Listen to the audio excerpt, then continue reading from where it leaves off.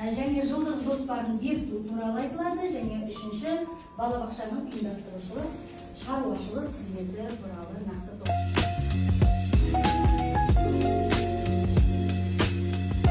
айлық жылдық барлық талаптар осы адал азаматты биылғы жылғы жоспарымызға енгізіп отырмыз.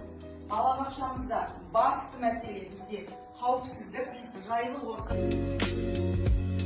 Тут же заказать там же и музыку к этой измененке.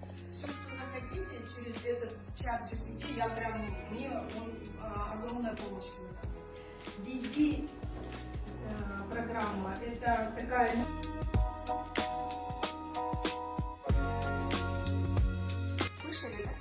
Слышали?